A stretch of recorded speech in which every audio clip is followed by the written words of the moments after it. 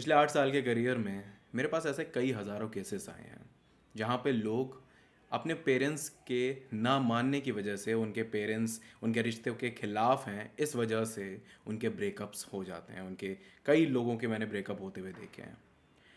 आखिर क्यों ये चीज़ होती है? क्यों लोग समय रहते इस चीज़ को समझ नहीं पाते कि अगर हमारी फैमिली किसी पर्टिकुलर चीज़ के अगेंस्ट है तो हमें उस चीज़ को शुरू ही नहीं करना चाहिए। मेजॉरिटी ऑफ द पीपल जो इंटरकास्ट रिलेशनशिप में आते हैं उनके साथ में ये चीज़ होती है। बहुत कम लोग होते हैं जो इंटरकास्ट रिलेशनशिप होने के बावजूद भी शादी कर लेते हैं। शादी तो वो लोग भी अक्सर कर लेते हैं जिनके रिलीजन, जिनके धर्म ही अलग होते हैं। लेकिन सबके साथ तो ऐसा होता नहीं है। तो कुछ ही लोग हैं जिनके साथ ऐसा होता है। तो समझना ये ज़रूरी है कि अगर आप और आपके पार्टनर डिफरेंट डिफरेंट रिलीजन या डिफरेंट डिफरेंट कास्ट से बिलोंग करते हैं तो आपको अगर रिलेशनशिप में आना है तो ये चीज़ समझ लेनी है कि आपको सबसे पहले अपने पेरेंट्स का ओपिनियन लेना बहुत ज़रूरी है। आपके पेरेंट्स के बारे में आपको पता होना चाहिए। अगर आप एक ऐसे घर से बिलोंग करते हैं, आप एक ऐसी फैमिली से बिलोंग करते हैं जहाँ पे कास्ट बहुत बड़ा इशू है, रिलीजन बहुत बड़ा इशू है, वो लोग सपोर्ट ही नहीं करते किसी और के कास्ट की लड़के या लड़कियों को, वो सपोर्ट ही नहीं करते intercaste marriages, intercaste relationships, inter religion marriages, उनका दूर दूर तक है ही नहीं। उन्हें यह है कि भाई हमें तो अपनी ही बिरादरी में शादी करनी है। उन्हें मतलब ही नहीं है किसी और बिरादरी से, किसी और कास्ट से, किसी और सोसाइटी से, किसी और रिलीजन से।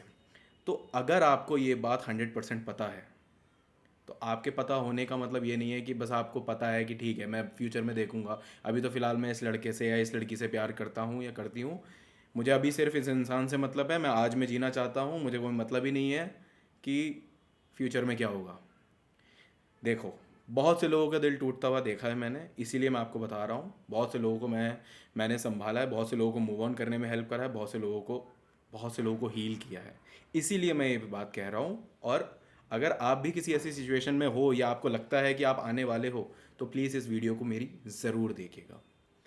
अगर आप इंटरकास्ट रिलेशनशिप को या तो फॉर्म कर रहे हो या फॉर्म कर चुके हो और ये बात आपको बहुत अच्छे से पता है कि आपकी फैमिली इस चीज़ के 100% अगेंस्ट है, they will never ever agree to this relationship, वो कभी आपकी शादी के लिए एग्री होंगे ही नहीं।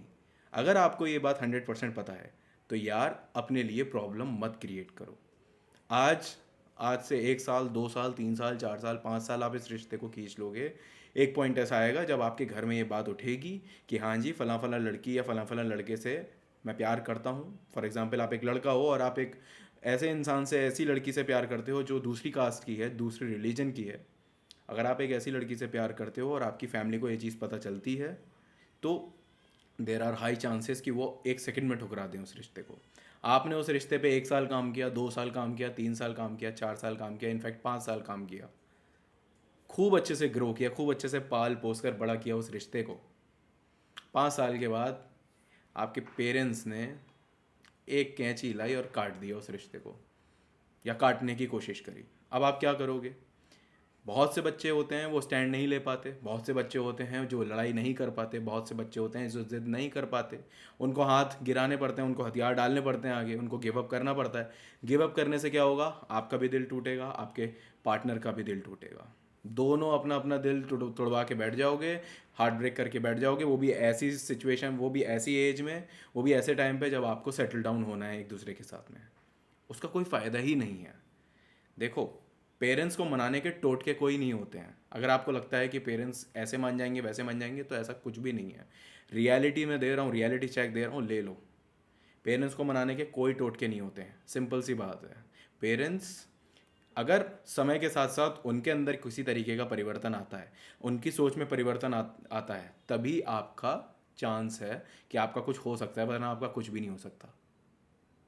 बहुत ही क्लियर वर्ड्स में बोल रहा हूँ, बहुत ही क्लियरली बोल रहा हूँ, समझ लो इस बात को।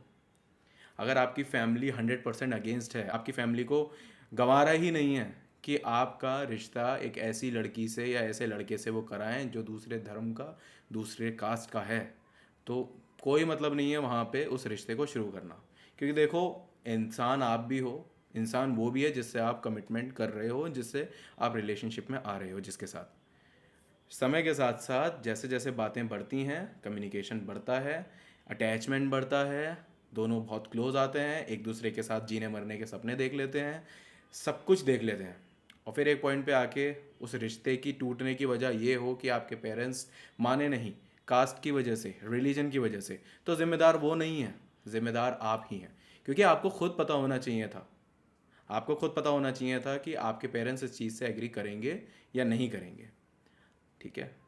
सो अगर आप किसी ऐसी सिचुएशन से गुजर रहे हैं और आप इस पे पर्सनली किसी का ओपिनियन चाहते हैं, पर्सनली इस पे आप एडवाइस चाहते हैं, तो आप मुझसे बात कर सकते हैं। मेरी वेबसाइट पे जाइए anubhavagarwal.com, वहाँ पे आप सेशन बुक कर सकते हैं मेरा, और इस टॉपिक को और अच्छे से एक्सप्लोर कर सकते हैं, इस टॉपिक को और अच्छे से समझ सकते हैं, इस इशू पे अच्छे से एडवाइस ले सकते हैं। क्योंकि मैं आपको और भी अच्छे से इस, जब आपकी पर्सनली आपके केस को स्टडी करूँगा, आपके केस को सुनूंगा, समझूंगा, तो और बेहतर तरीके से मैं आपको एडवाइस कर सकता हूँ इस चीज़ को लेकर।